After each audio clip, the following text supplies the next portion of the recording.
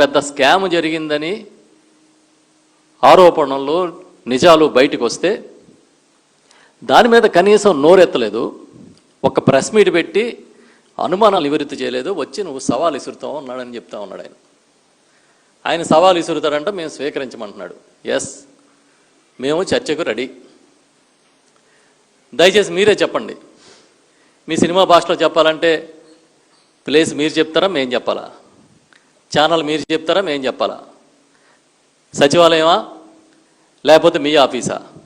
ఎక్కడ రావాలి చెప్పండి, మీరే చెప్పండి. పోనీ ఎవరు కావాలి చర్చకి? నన్ను రమ్మంటారా? మా పార్టీలో ఏ నాయకుడిని రమ్మంటారో మీరే చెప్పండి. మేమందరం రెడీగా ఉన్నాం, మీతో చర్చకు వస్తాం. మాతో పాటు ఎవరైతే దగాబడ్డ అభ్యర్థులు ఉన్నారో వాళ్ళు కూడా వస్తారు. మేము లేవనెత్తిన ప్రశ్నలకు సమాధానం చెప్పండి. ఈ కాక్ అండ్ బుల్ స్టోరీస్ కాదు, కాకమ్మ కథలు కాదు చెప్పాల్సింది. అసలు నివృత్తి చేసుకునే ధైర్యం మీకుందా? ఇది స్కామ్ జరగలేదని నిరూపించుకునే దమ్ము మీకుందా అని నేను అడుగుతున్నా. మీకు నిజంగా అంత తప్పు జరగలేదని ధైర్యమే ఉంటే సిబిఐ విచారణకు ఆదేశించండి.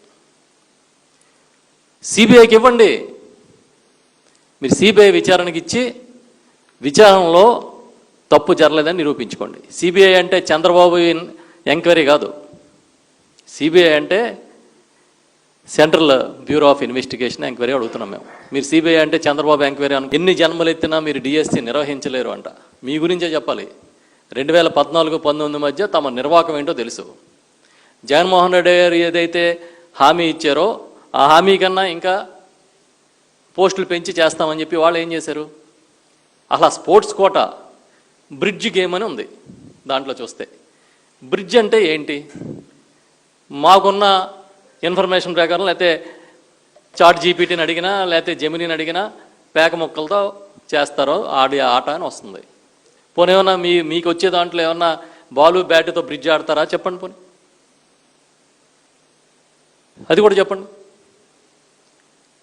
జగన్మోహన్ రెడ్డి గారు క్లియర్గా మా నాయకులు కొన్ని ప్రశ్నలు లేవనెత్తారు. Very clear. Confidential examination process deliberately compromise అయ్యారు అని చెప్పారు. కాదని మీరు నిరూపించండి. దీంతోపాటు ల్యాక్ ఆఫ్ ట్రాన్స్పరెన్సీ, పారదర్శకత లేదు. మొత్తం ప్రశ్న ఈ డిక్లరేషన్ ఆఫ్ రిజల్ట్స్లో పారదర్శకత లేదని ఆధారాలతో చెప్పారు. కాదని మీరు నిరూపించండి. అదే కాదు, కాల్ లెటర్స్ ఇష్యూ చేసి అపాయింట్మెంట్స్ డినై చేశారు. మీ వచ్చి ఉద్యోగంలో జాయిన్ అవ్వండి అని చెప్పి తర్వాత అపాయింట్మెంట్ ఇవ్వలేదనేది మేము ఆధారాలతో చెప్పారు మా నాయకుడు జగన్మోహన్ రెడ్డి గారు. తప్పని మీరు నిరూపించండి. ఇంకా ఏంటి? Sports quota. అసలు ఈ స్పోర్ట్స్ కోట అయితే అసలు ఒక ఎగతాళిగా, నవ్వులాటగా, ఒక అక్రమంగా ఎలా ఉద్యోగాలు ఇచ్చుకోవాలో పరీక్ష కూడా రాయని వాడికి టీచర్ ఉద్యోగం అంట. అసలు ఎగ్జామే రాయలేదు. రిక్రూట్మెంట్ జరిగిందో దాని గురించి జగన్మోహన్ రెడ్డి గారు మా నాయకులు చాలా క్లియర్గా చెప్పారు. దాని మీద మీరు మాట్లాడరు. కనీసం ఇది తప్పని మీరు ఖండించలేరు. ఇవాళ వరకు ఒక మంత్రిగా ఇంత పెద్ద స్కామ్ జరిగిందని బయట హల్చల్ జరుగుతుంటే ఎందుకు మాట్లాడరు అన్నాడు. పోస్టులకి ఆడియోలు, వీడియోలు దొరికితే ఇవాళ వరకు ఎవరి మీద యాక్షన్ ఎందుకు తీసుకోలేదు? లో భాగంగా వచ్చిన టీచర్లని, యూనియన్లో కొంతమంది పెద్దల్ని, కొంతమంది తెలుగుదేశం పార్టీ ప్రజాప్రతినిధుల్ని పిలిచి వెనకాల జగన్మోహన్ రెడ్డి గారిని తిడుతూ ఫ్లెక్స్లు పెట్టుకుని మీరు మీటింగ్ పెట్టి ప్రచారం చేస్తున్నారు. ఓపెన్ చేయండి. ఎవరైతే ఉద్యోగాలు మాకు రావాల్సినవి రాలేదంటున్నారో, లేకపోతే ఈ డిఎస్సి రాసి వాళ్ళకి మార్కులు వచ్చి కూడా రాలేదని ఆరోపిస్తున్నారో వాళ్ళందరినీ పిలిచి మీటింగ్ పెట్టండి. ఆధారాలు, దారాలు అన్నీ దొరుకుతాయి. కంగారు పడద్దు. ఇది పెద్ద స్కామ్. డిఎస్సి రిక్రూట్మెంట్ అనేది పెద్ద స్కామ్.